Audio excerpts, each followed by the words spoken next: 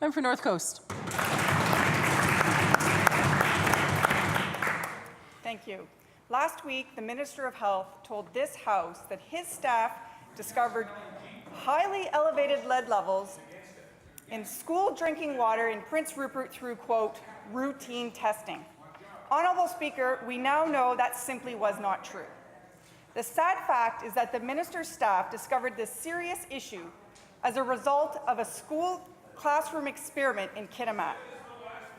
Honourable Speaker, can the minister tell the House why he waited 4 years after discovering elevated lead levels in school drinking water in Kitimat before he decided to test the water in Prince Rupert?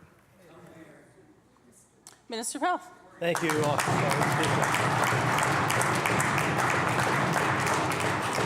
Honourable Speaker. We canvassed this quite extensively last week. I'm happy to repeat that as soon as the officials in Northern Health knew there was an elevated level of lead in the schools in Prince Rupert, the mitigation strategies were implemented, the parents were made aware, and Dr. Kendall has said that the studies through the Centre for Disease Control have indicated there is no widespread concern in terms of lead ingestion, but where we are notified of concerns, mitigation measures are taken to ensure that children are kept safe, and that is what's happening in this situation.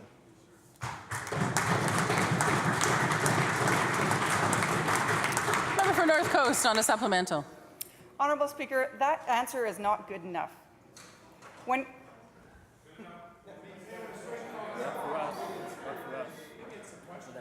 Prince Rupert has the oldest housing stock in British Columbia, and the minister's own staff said when equivalent concentrations in residential water were considered, water more than doubled typical daily intakes.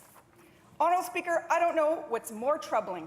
The fact that the minister waited 4 years to test the water in Prince Rupert, the fact that the minister pretended that they discovered the problem through, quote, routine testing, or the fact that the minister says this is a common problem in older schools in Northwest and he still won't commit to testing other communities in my riding.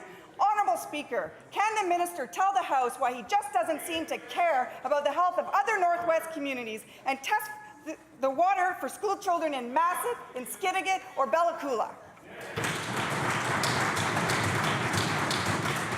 Minister of Health. Thank you, Honourable Speaker.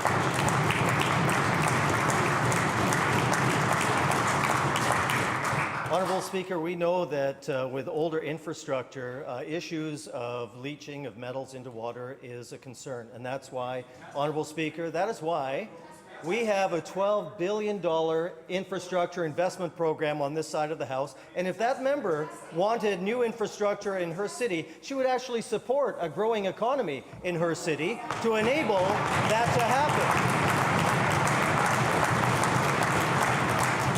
Honourable Speaker, infrastructure investments have to be made to address older infrastructure in the province of British Columbia, which is why I know the members opposite will vote positively for a budget that invests $12 billion in infrastructure around the province of British Columbia.